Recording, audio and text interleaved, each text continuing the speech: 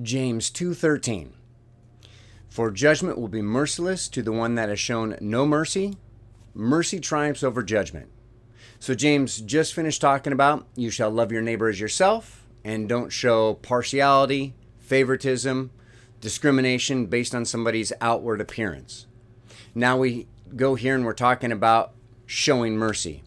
So I think really what James is getting at with this is to give people the benefit of the doubt, or don't rush to judgment on this. Now, Jesus did say some very similar things. We have Matthew 7, verses 1 and 2. He says, you will be judged the way you judge others. So that's real similar to what James just said here. And again, Jesus, the brother of James. And then Jesus also said in Matthew 5:7, God will show mercy to the merciful. Okay, so we kind of have the parallel verses here. Now let's real quick back up and make sure we're using the same terms the way that they're meant. A lot of times people talk about God's grace and his mercy. So let's define those words real quick here. So mercy is basically not giving somebody something they deserve. So they're not getting a punishment, is basically what mercy is.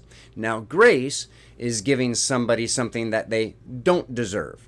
So giving them ice cream or whatever it might be, giving them some sort of privilege when they don't deserve it. So those are the two things that we hear about a lot in this in Bible talk, in Christianese, or how some of the phrases that Christians use a lot.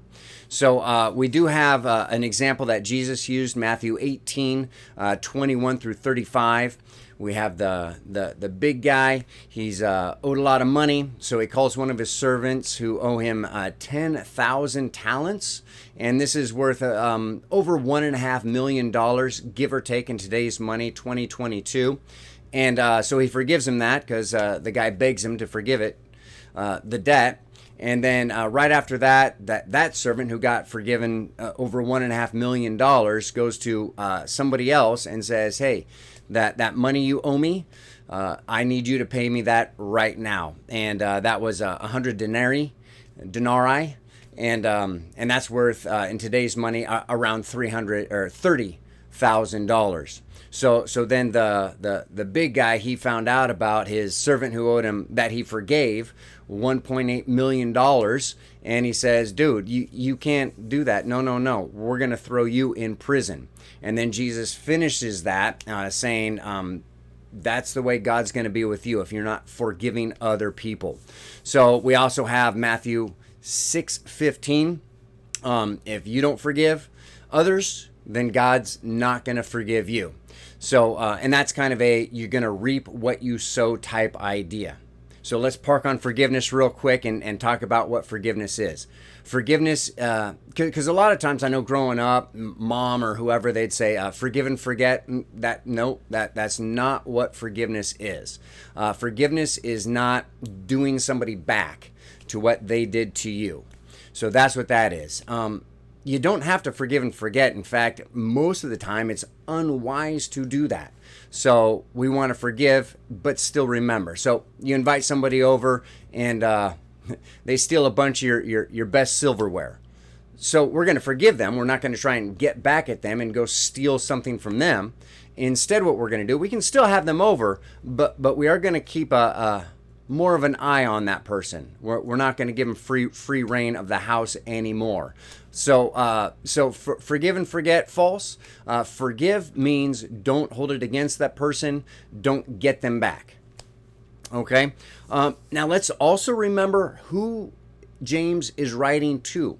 He's writing to the body of believers. He's not writing to the government, and he's not writing to businesses. Okay. So for us, we are called to show mercy, because that's our responsibility. Now, the government's responsibility is the stick or the sword, depending on how you want to look at that.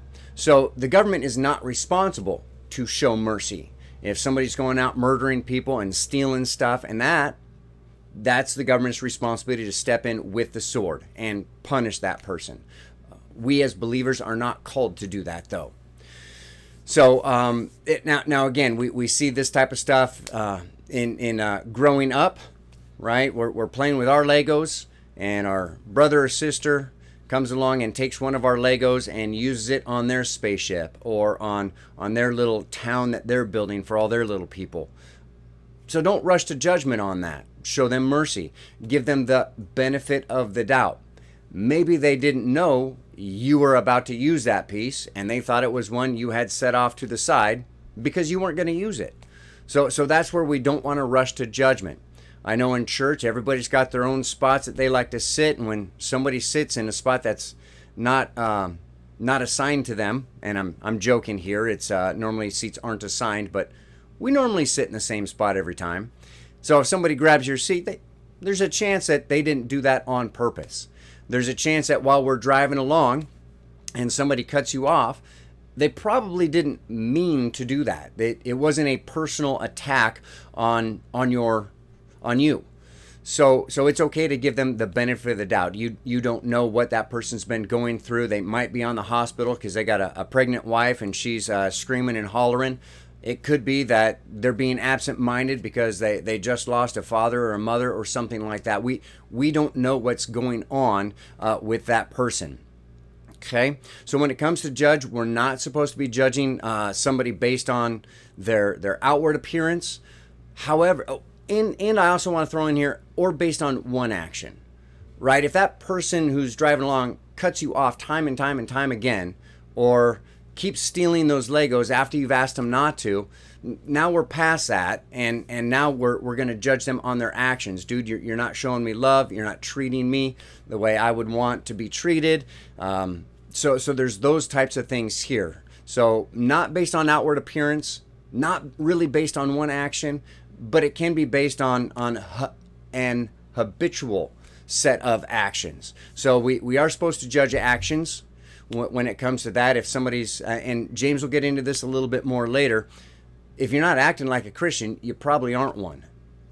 And it's okay to call them out on that. Now we're not judging them, we're judging their actions. We'll get a little bit more into judgment when we get into James 4.